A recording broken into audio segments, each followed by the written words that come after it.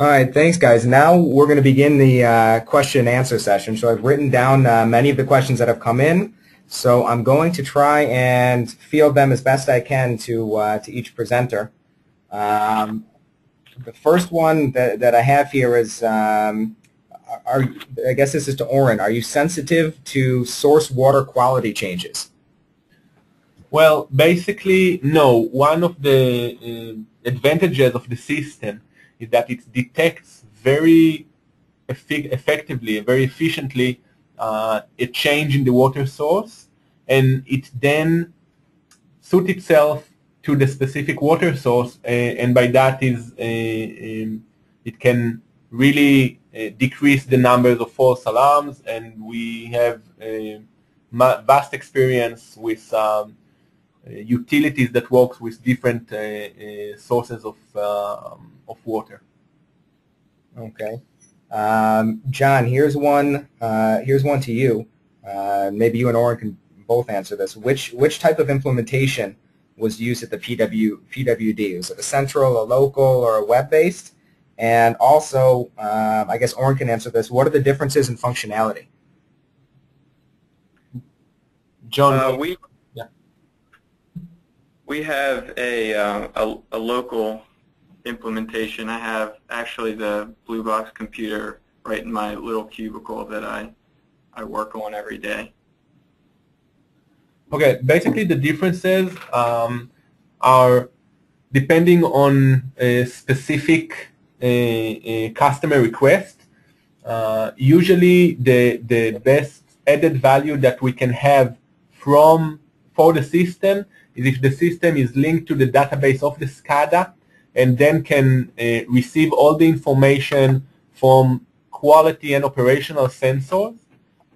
We would work on a local station solution if we have IT issues, if it's IT security issues, or actually problems with integrating into the SCADA due to the way the customer design the solution.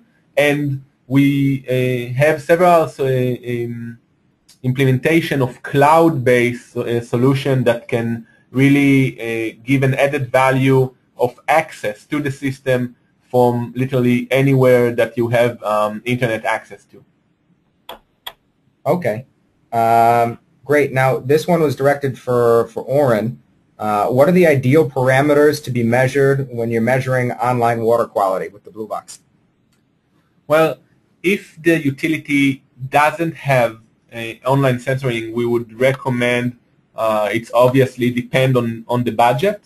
The minimum we would recommend are at least 4, which are pH, turbidity, conductivity, and chlorine, either free chlorine or total chlorine. If you can have TOC, total organic carbons, that's great. UV sensors can also give a lot of input into the system. But basically, we need to remember that this is a statistical tool, so the more the merrier. Okay. John, here's a question to you. Does PWD have a smart water strategy in place? And if so, what are the main kind of KPIs or objectives that you guys are looking for in that strategy?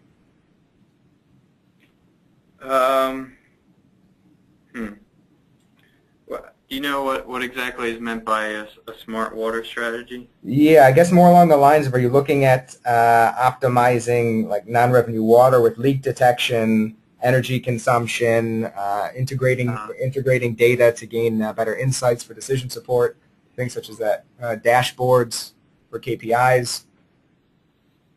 Right now, we're mostly using water.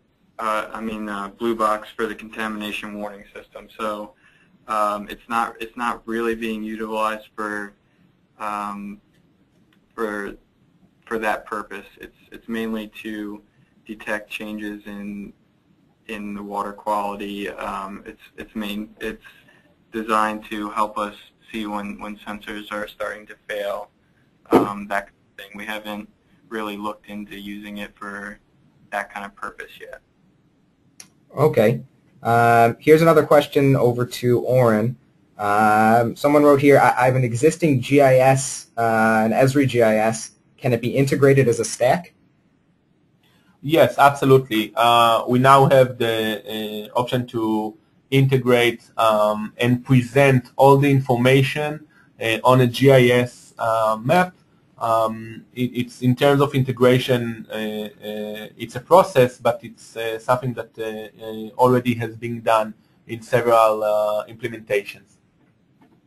Okay. John, back to you.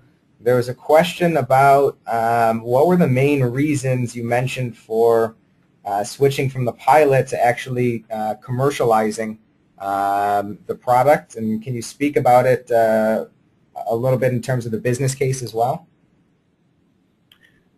I think the main reason that we switched to it from the pilot had to do, with the contamination warning system. We were looking for some kind of event detection software that was effective. I guess we spent a lot of time working with Canary, and there were some issues with that, and we weren't really effective at implementing it. So once we started trying Whitewater and Blue Box out with the pilot program, and we found that we were able to cut down on a lot of false alarms into a manageable amount of alarms or events per day.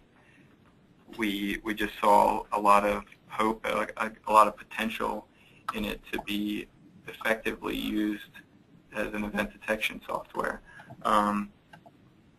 So I guess that's the main reason that we chose it. We needed something to fulfill the CWS project, and this seemed like our best option.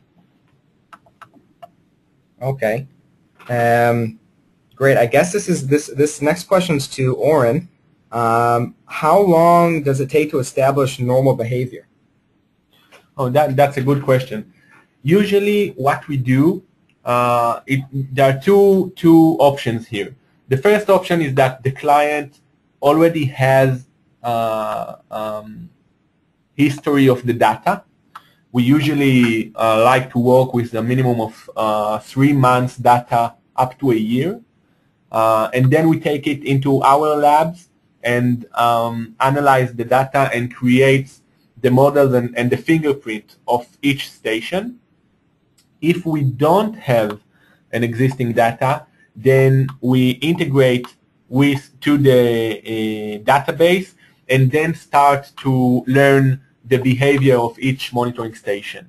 Either way, the entire process from starting the project to launching the solution, if we have the existing data of the history, then it would take up to 3 months.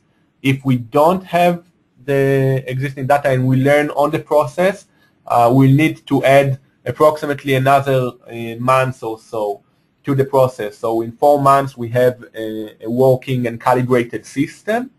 But basically, if we have an existing data, then we would like to work with the minimum of 3 months. And if we don't have, then we let the system learn live online of approximately between a month and a month and a half. Okay, thanks, Oren. Okay, let's go to the next question here. In terms of the manufacturers that you can work with, Oren, can you address that question? And then secondly, for John, I don't know if you're able to give out the information, but what sensor manufacturer make and models are you working with? Is it a single manufacturer? Or are you combining makes and models? John, do you want to start? Yeah, sure. I'll start.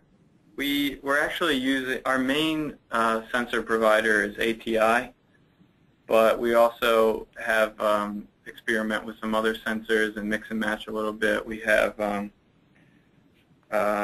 we have Scan, we have IntelliSound. Yeah, those are the three major ones. Okay, basically we've designed the architecture of the solution in a way that it can work with any type of online sensor, if it's quality sensors or operational sensors, as long as it sends the data in real time or what we call near real time.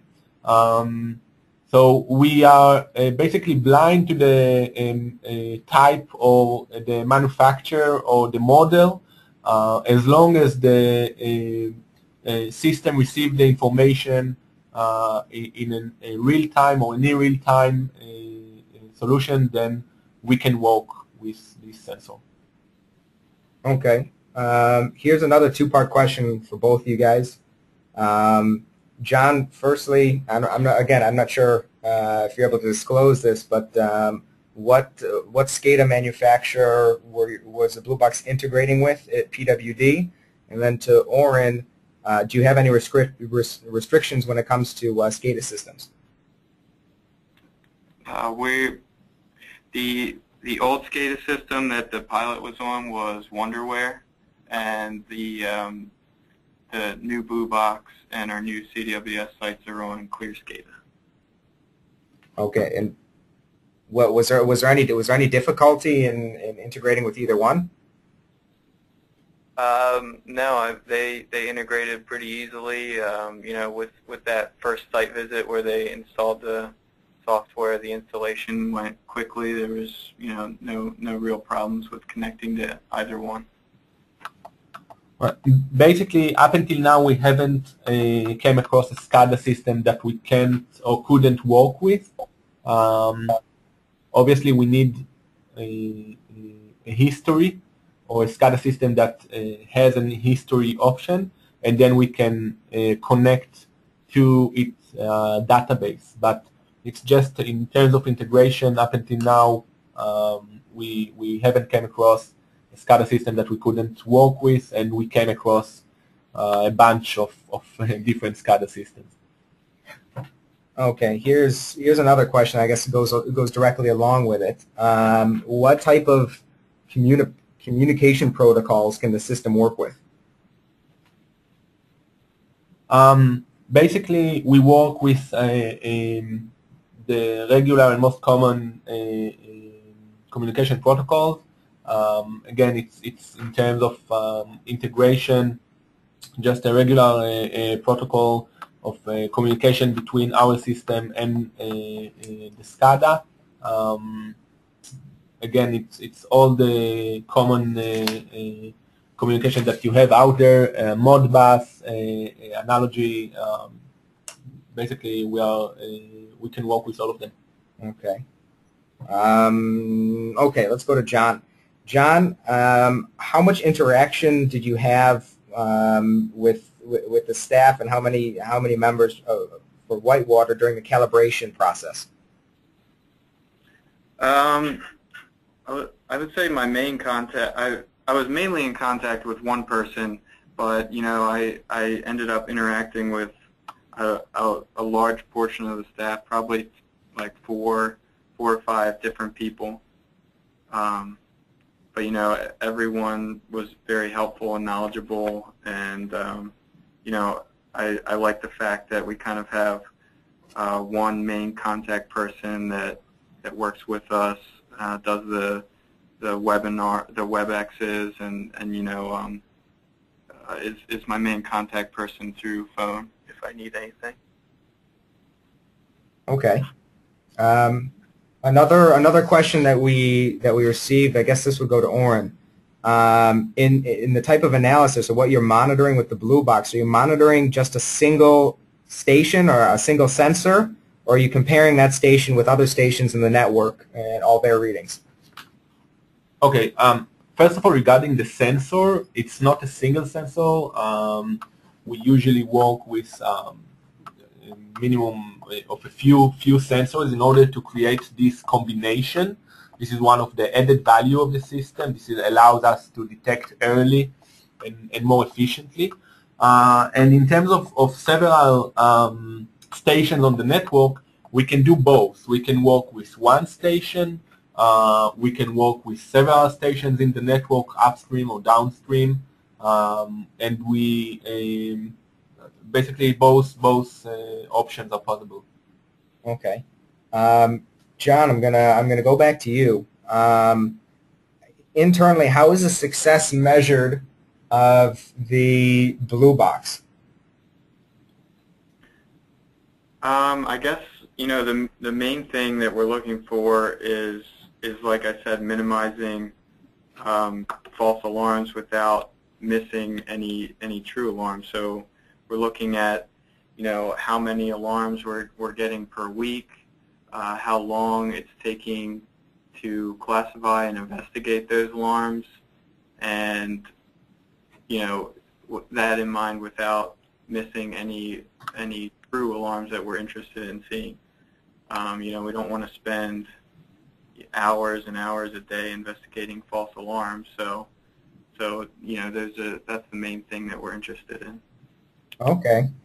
Well, guys, unfortunately, we're out of time for the webinar. There are a few questions that went unanswered. So what I'm going to do is I'm going to write them down and send them out to both Oren and John and email you guys personally back with the response.